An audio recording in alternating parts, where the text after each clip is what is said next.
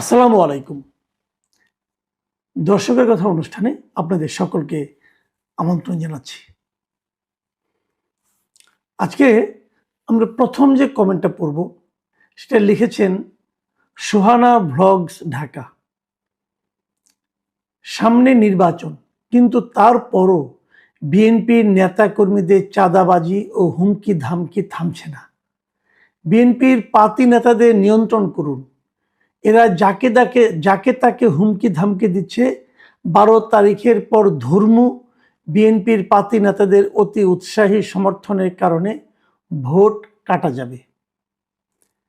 এই যে মন্তব্যটা পড়লাম, এই মন্তব্যটা প্রথমেই পড়লাম যে আমার মনে হয় এই মন্তব্যটা আগামী নির্বাচনে আসলে কি ধরনের ফল হতে যাচ্ছে, অথবা মানুষ ভোট দেওয়ার সময় তাদের চিন্তায় কি ধরনের ঘটনাগুলি থাকবে সেটা বোঝা যাচ্ছে।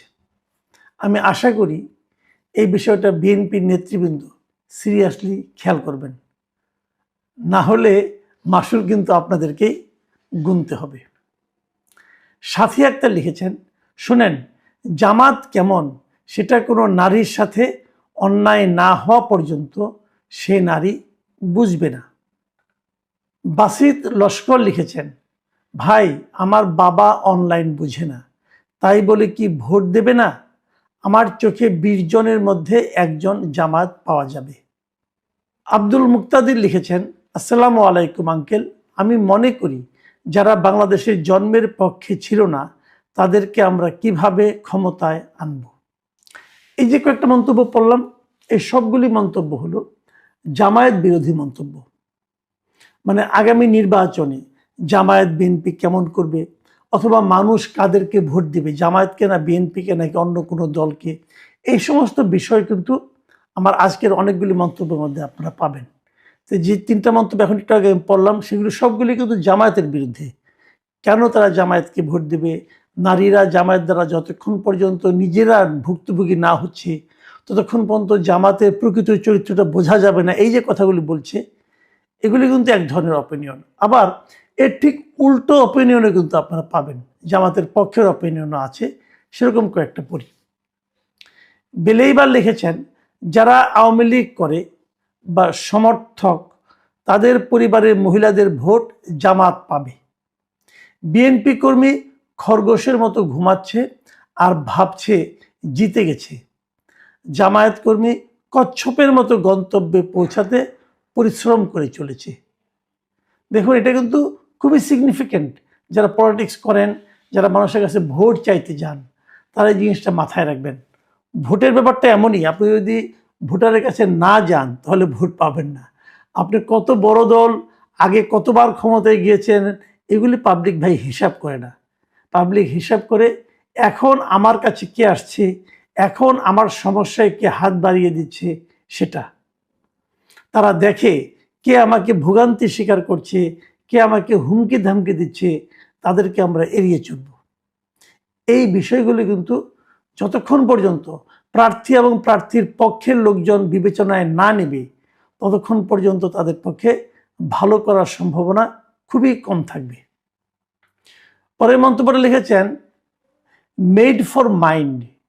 লিখেছেন, কলেজ বিশ্ববিদ্যালয়ের চিত্র বাস্তব চিত্র, অনলাইন নয়। মাসুদ ভাই এখনো 90-এর দশকে বাস করছেন, বিশাল জেনারেশন গ্যাপ রয়েছে। আমি কিন্তু আপনার সঙ্গে একমত ভাই। আপনি যে আমাকে বললেন না আমার সঙ্গে এখনো বিশাল জেনারেশন গ্যাপ আছে, এটা আমি স্বীকার করি। আসলেই আমার সঙ্গে জেনারেশন গ্যাপ আছে। আজকালকার যারা ইয়াং জেনারেশন তাদের সঙ্গে আমার একটা বড় গ্যাপ আছে, কারণ আমরা অনেক কিছুই বুঝি না। যেমন আমি আমার বোধ বুদ্ধি দ্বারা বুঝি না যে কিভাবে মেয়েদের হলগুলোতে জামাত বিজয়ী হয়। কিন্তু আমি যেটা বুঝি না সেটাই যে সত্য নয় তা তো নয়। মেয়েদের হয়তো জামাতের শিবিরের লোক, ছেলে মেয়েরা তো জিতেছে, তাহলে নিশ্চয়ই আমি যে শিবিরকে দেখেছি, আমি যখন ছাত্র ছিলাম তখন আমি যে শিবিরকে দেখেছি, আমি শিবিরের যে ক্যারেক্টার দেখেছি, নিশ্চয়ই শিবিরের ক্যারেক্টার অনেক চেঞ্জ হয়ে গেছে। নাহলে মেয়েরা তাদেরকে সমর্থন করবে কেন? আমি যখন স্টুডেন্ট ছিলাম তখনকার শিবিরদেরকে মেয়েরা সমর্থন করতো না, এখন করে। অথবা উল্টো দিকে ভাবলে, হয়তো আমি তখন যে সমস্ত মেয়েদেরকে দেখেছি, এখনকার মেয়েদের চিন্তা ভাবনাও চেঞ্জ হয়ে গেছে, হতেই পারে। কারণ নতুন যে জেনারেশন, নতুন যে যুগ, এখনকার যে জেনারেশন গ্যাপ, বিশাল জেনারেশন গ্যাপের মধ্যে পড়ে গেছি। এটা আমি যদি না বুঝি তাহলে আমার উপর রাগ করেন না, আমি আমার মতো করে বলি, কিন্তু আমার এই যে না বোঝাটা এটাও আমি স্বীকার করি। আপনার মন্তব্যের জন্য আপনাকে অনেক ধন্যবাদ জানাচ্ছি। মোহাম্মদ রৌফ লিখেছেন, জামাত শিবির সোশ্যাল মিডিয়ায় শক্তিশালী হওয়ার কারণ হচ্ছে বর্তমান সরকার সম্পূর্ণভাবে জামাতের নিয়ন্ত্রণে। জামাতের বিরুদ্ধে কোনো কমেন্ট করলে বা কোনো বিরুদ্ধে কোনো নিউজ প্রচার করলে যেটা জামাতের বিরুদ্ধে যায় এগুলো ডিলিট করে দেওয়া হয় পরবর্তীতে। কিন্তু অপরদিকে বিএনপির বিরুদ্ধে যত রকম অপপ্রচার, মিথ্যাচার আছে তারা করে যাচ্ছে, কোনো কিছু ডিলিট হয় না। সরকার সম্পূর্ণভাবে জামাতকে সার্ভিস দিয়ে যাচ্ছে 5 আগস্টের পর থেকে। এটা আমার মনে হয় যে একটু অতি সরলীকৃত হলো। তবে জামাতের প্রতি সরকারের এক ধরনের দুর্বলতা আছে, এটা হয়তো ঠিক, কিন্তু আপনি যেভাবে বলেন এত বেশিটা আছে কি আমি ঠিক বলতে পারবো না। এরপরে মন্তব্য লিখেছেন কামারুল, তিনি বলেছেন, যিনি বলেছেন আমি জামাত করি না তবু জামাতকে ভোট দিব, উনি হলো আসল জামাত। এটাই হলো জামাতের চক্রান্ত। তারা অনেকেই কমেন্ট করে সাধারণ মানুষ সেজে, যাতে মানুষ মনে করে সাধারণ মানুষ জামাতকে ভালোবাসে। দেখেন, এই মন্তব্যটা আমি পড়লাম এই কারণে যে আসলে এই ধরনের ঘটনা কিন্তু ঘটছে। অনেকগুলো আমি কমেন্ট পাচ্ছি, অনেক ধরনের রিপোর্ট পাচ্ছি। অনেকে বলছে বিভিন্ন রিক্সাওয়ালা, রিক্সা যারা চালক আছেন, তারপরে আপনি সিএনজি চালক আছেন, তাদের মধ্যে নাকি এক ধরনের জামাতের ইনভেস্টমেন্ট কাজ করছে, যে তারা ওখানে বসে সাধারণ মানুষের মতো করে জামাতের পক্ষে এক ধরনের প্রচারণা চালাবে। এখন এরকম অন্য অন্য জায়গায় যদি হয় তাহলে আমি অবাক হব না, কাজে এরকম হতেই পারে। তবে এই সব কিছুকে আমি নির্বাচনী কৌশল হিসাবেই বিবেচনা করব। আব্দুল্লাহ আল মামুন লিখেছেন, 5টা বিশ্ববিদ্যালয়ের নির্বাচনের ফলাফল তো অনলাইনে হয় নাই, আর ভোটের পার্থক্য দেখেন। ছাত্রদল নিজ কর্মীদের সবার ভোট পেয়েছে কিনা সন্দেহ। জগন্নাথে তো শোনা যায় রাকিব ছাত্রদল প্যানেলে থাকার কারণে হেরেছে, স্বতন্ত্র হলে জিতত। অনেক জনপ্রিয় নাকি ক্যাম্পাসে। আর বিএনপি বা ছাত্রদল মানুষের মন জয় করার মতো কিছু করেছে কি লাস্ট 10-15 বছরে, যা দেখে তরুণ প্রজন্ম তাদেরকে পছন্দ করবে? দেখেন, খুব ভ্যালিড একটা কোশ্চেন কিন্তু মিস্টার আব্দুল্লাহ মামুন করেছেন, যে আপনি সেটাই পাবেন আপনি যা করবেন।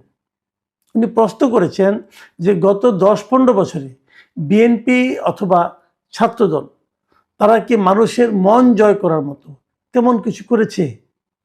এখন বিএনপি তো বলবে যে আমরা তো দৌড়ের উপর ছিলাম, আমরা কখন করব। হয়তো ছাত্রদলও একই কথা বলবে, কিন্তু প্রশ্ন হলো দৌড়ের উপর তো জামাতও ছিল। হ্যাঁ, এটাও ঠিক, জামাত এবং বিএনপির রাজনীতির ধরনটা একরকম না। জামাত গোপনে করেছে, তো বিএনপি করে নাই। এখন যে কৌশলটা কার্যকর হবে সেটাই তো থাকবে, সেটাই তো টিকবে, তাই না? ওয়াসিম আকরাম লিখেছেন, মুক্তিযুদ্ধ পরবর্তী প্রতিটি সংবাদপত্র অনলাইনে আপলোড করা দরকার, সাবস্ক্রাইব করার মাধ্যমে সাধারণ মানুষ যেন সেগুলো পড়তে পারে। আমরা দেশের অতীত জানি না, আপনি প্লিজ এই বিষয় নিয়ে কথা বলুন। মিস্টার ওয়াসিম আকরাম, আপনি খুবই চমৎকার একটা কথা বলেছেন। এখন হয় কি, মুক্তিযুদ্ধের ইতিহাস বারবার পরিবর্তন হচ্ছে, এক একজন এক এক কথা, এক এক কাহিনী বলছে। আপনি যে কথাটা বলেন, আমি এটা আমার পরিচিত অনেককে বলবো, যদি তাদের সামর্থ্য থাকে তারা হয়তো বা চেষ্টা করবে যে মুক্তিযুদ্ধের পরবর্তী অন্ততপক্ষে 70 থেকে 80 পর্যন্ত এই সময়ের পত্রপত্রিকাগুলো যদি অনলাইনে তারা যদি দিয়ে দেয়, তাহলে হয়তো যারা দেখবে তারা সাবস্ক্রাইব করে দেখবে। এরকম কোনো ওয়েবসাইট এখনও আছে কিনা আমি ঠিক শিওর না, আমার মনে হয় থাকতেও পারে। আপনি নিজেও অনুসন্ধান করুন, আমিও অনুসন্ধান করার জন্য কয়েকজনকে বলেছি। যদি আমরা পেয়ে যাই আপনাকে জানাবো, আর যদি না থাকে তাহলে আগ্রহী যারা আছেন তাদেরকে অনুরোধ করব যে আপনি এটা একটা কাজ করতে পারেন, এটা একটা ভালো কাজ হবে। মন্তব্য লিখেছেন মোহাম্মদ আশরাফুল, তিনি লিখেছেন, মাসুদ কামাল ভাই, আমি সৌদি আরব প্রবাসী, আমি বা আপনি চিন্তাই করতে পারি না বাংলাদেশ জামায়াতে ইসলামী দল সৌদি আরব প্রবাসীর শাখা থেকে মিনিমাম 10 লক্ষ সৌদি রিয়াল মাসিক ইয়ানত হিসাবে এই দলটির কালেকশন হয়। এখন যদি হয় তাহলে আমি আপনি কি করতে পারবো? লোকজন যদি ভালোবেসে কোনো একটা রাজনৈতিক দলকে অনুদান দেয়, যদি বিদেশ থেকে দেয়, আমি তো এতে কোনো আপত্তি দেখি না। কারণ এটা তো প্রবাসী, তারা তাদের কষ্টার্জিত আয় থেকে দিচ্ছে, দিতেই পারে। অন্য দলকে দেয় না কেন? অন্য দলের নাম তো ব্যবহৃত হয়। বিভিন্ন দেশে, আমেরিকা, ইংল্যান্ডে কিন্তু আওয়ামী লীগের, বিএনপি, জামাত, জাতীয় পার্টির শাখা দল আছে। যদিও এরকম শাখা দল থাকাটা আমাদের আরপিওতে নিষিদ্ধ, কিন্তু তারপর তারা রেখেছে। এবং আমাদের এই সমস্ত দলের যারা শীর্ষ নেতৃবৃন্দ, তারাও কিন্তু এই ধরনের শাখা থাকাটাকে এনকারেজ করে। তো তারা তাদেরকে অনুদান দেয় না কেন? এখন তারা দেয় না, জামাত ইসলাম দেয়, এটা নিয়ে তো কোনো ঝামেলা করার কিছু নাই। তারা দেয়, দিবে। আপনি যদি আপনার প্রিয় দলকে দেন, কেউ তো না করবে না। মিজান লিখেছে, ইসলামী শাসন তো তুর্কিতে আছে, সবাই শুধু আফগানিস্তান আর ইরানের কথা কেন বলে? হ্যাঁ, এটা কিন্তু খুব সুন্দর কথা বলেছেন। ইরানে এবং আফগানিস্তানে ইসলামী শাসন থাকার ফলে কি অবস্থা হয়, এই উদাহরণটা আমরা প্রায়ই শুনি, কিন্তু তুর্কির উদাহরণ শুনি না। তবে তুর্কিতে যে একদমই পুরো ইসলামী শাসন, তাও কিন্তু বলা যাবে না। তারপরেও এখানে আংশিক ইসলামী শাসন আছে। হয় কি, যার যেটা সুবিধা সে সেটা বলে। যারা ইসলামী শাসনের সমালোচনা করতে যায়, তারা খারাপ উদাহরণগুলি দেয়। যারা প্রশংসা করতে যায়, তারা ভালো উদাহরণ দিবে, যেমন আপনি ভালো উদাহরণটা দিলেন। কাজেই এরকম ভাই চলতেই থাকবে, এটাই দুনিয়ার নিয়ম, যার যার সুবিধা অনুযায়ী কথা বলা। ফ্রি বাংলাদেশ লিখেছেন, জনাব মাসুদ কামাল ভাইকে আমার পক্ষ থেকে অসংখ্য ধন্যবাদ। আপনি সবসময় সত্য কথা বলেন, কারণ বাস্তবে কিন্তু জামাতের কোনো ভোট নেই। জামাতে ইসলামের লোকজন অনলাইনে তাদেরকে সক্রিয় থাকে, তারা বিএনপির বিরুদ্ধে যত রকম অপপ্রচারে লিপ্ত। ইনশাল্লাহ এই অপপ্রচারের জবাব আগামী 12 তারিখের নির্বাচনের মাধ্যমে জনগণ দিয়ে দিবে।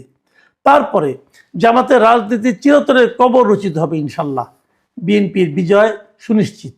দেশনেত্রী বেগম খালেদা জিয়াকে যারা ভালোবাসে, তারা অবশ্যই ধানের শীষে ভোট দিবে। আর যারা বাংলাদেশের স্বাধীনতা, সার্বভৌমত্ব বিশ্বাস করে না, তারা এই বিশ্বাসঘাতক জামাত ইসলামকে ভোট দেবে। বোঝাই যাচ্ছে এটা বিএনপির কোনো একজন কট্টর সমর্থক অথবা কর্মী লিখেছেন। ভাই, একটা কথা আমি বলি, এই যে আপনি বলেছেন না যে 12 তারিখে জনগণ রায় দিয়ে দিবে, হ্যাঁ দিবে। জনগণ কি রায় দেয় দেখেন আগে। আর তারপর দ্বিতীয় কথাটা হলো, আপনি ধরেই নিয়েছেন বিএনপি জিতবে, যেহেতু কোনো সমস্যা নেই। তারপরে জামাতের রাজনীতি চিরতরে কবর দিতে চাচ্ছেন, যে এইটা বলেন না। এইটা বলেন না এই কারণে যে কোনো রাজনীতিকে কবর দেওয়ার দায়িত্ব কিন্তু আরেকটা দলের এরকম ভাবে নয়। নির্বাচনে জিতলে আপনি অন্যদের রাজনীতিকে কবর দিয়ে দিবেন, এটা তো ঠিক হবে না। তার রাজনীতি তাকে করতে দেন, আপনার রাজনীতি আপনি করেন। জনগণ ঠিক করবে কোনটা ঠিক কোনটা বেঠিক। আমি নিজে আগেও বলেছি, এখনো বলি, আমি কিন্তু কোনো রাজনৈতিক দলকে নিষিদ্ধ করার পক্ষে না। এই যে আওয়ামী লীগকে স্থগিত করা হয়েছে, আমি এটা পছন্দ করি না ভাই। আমি কোনো রাজনৈতিক দলকে নিষিদ্ধ করার পক্ষে না। নিষিদ্ধ করবে জনগণ। জনগণ যদি কোনো দলকে প্রত্যাখ্যান করে, ফিরিয়ে দেয়, তাকে গ্রহণ না করে, সেটাই হবে সেই রাজনৈতিক দলের নিষিদ্ধ করার ক্ষেত্রে সবচেয়ে কঠিন কাজ। সেই কাজটা জনগণকে করতে দেন, কাউকে জোর করে নিষিদ্ধ করার চেষ্টা করেন না। আরাফাতুর রহমান লিখেছেন, মাসুদ কামাল ভাই, আমরা কুয়েত থেকে ভোট দিচ্ছি, প্রতিটা খাম বাংলাদেশে 200 টাকা করে নিচ্ছে। সরকার এইটা কেমন উদ্যোগ নিল যে আমাদের টাকা দিয়ে ভোট দিতে হচ্ছে, তারপর কালকে পরশু বলবে পোস্টাল ভোট হবে না। তাহলে কি ওরা আমাদের টাকা ফেরত দিবে, নাকি আমরা যে কাজ বাদ দিয়ে ঘন্টার পর ঘন্টা লাইনে দাঁড়িয়ে কাজ ফেলে শ্রম দিচ্ছি সেগুলো ফেরত দিতে পারবে? এমন অথর্ব কেমনে হয় ইলেকশন কমিশন? ভাই, ইলেকশন কমিশন অথর্ব তো হয়ে গেছে, এখন কেমনে হয় এটা বলে আর কি করবেন বলেন? আমি তো শুরু থেকেই বলছি যে এই ইলেকশন কমিশনকে আমার কাছে যোগ্য মনে হয় না। তারা এই পোস্টাল ব্যালট নিয়ে যা করলো, এর চেয়ে অযোগ্যতার প্রমাণ আর কি থাকতে পারে বলেন? তারা তো এটা করেছে, কেউ তো কিছু বলেও না। এরপরে কমেন্ট লিখেছেন বিদিশা বর্মন। তিনি লিখেছেন, আমি একজন ভারতীয়, আপনার পেজটি দীর্ঘদিন ধরে ফলো করছি। আপনি নিরপেক্ষভাবে খবর পরিবেশন করেন, এই জন্যই আপনার খবর শুনি। আপনাকে অনেক অনেক ধন্যবাদ, এভাবেই চালিয়ে যান। সর্বশেষ যে কমেন্টটা পূর্ব সে লিখেছেন মিস্টার খলিলুর রহমান। তিনি লিখেছেন, ভাই, যদি হাঁ ভোট জয়ী হয় তাহলে দেশের 12টা বাজবে। এই কমেন্টটা যে শেষ করছি, কিন্তু ওনাকে একটা কথা বলি, আবার অনেকে কিন্তু এ কথাও বলছে যদি না ভোট জয়ী হয় তাহলে দেশের 12টা বাজবে। আসলে যে দেশের কিভাবে কেন 12টা বাজবে বলা বড় কঠিন। আবার অনেকে বলবে হা ভোট না ভোট, এই ভোটের আয়োজন করেই নাকি দেশের 12টা বাজিয়ে দেওয়া হয়েছে। জানি না ভাই কখন 12টা বাজে আর কখন কয়টা বাজে। আপনারা ভালো থাকবেন, আপনারা আরও মন্তব্য লিখবেন, আমরা সেগুলি পড়ার চেষ্টা করব। একটা কথা বলে শেষ করি, মন্তব্য বেশি বড় করবেন না, বেশি বড় করলে পড়া যায় না, অনেক বড় হয়ে যায় তো। আর মন্তব্য যেগুলি লিখবেন আপনার টু দ্য পয়েন্টে, কোনো একটা পয়েন্টে কোনো একটা বিষয় নিয়ে সরাসরি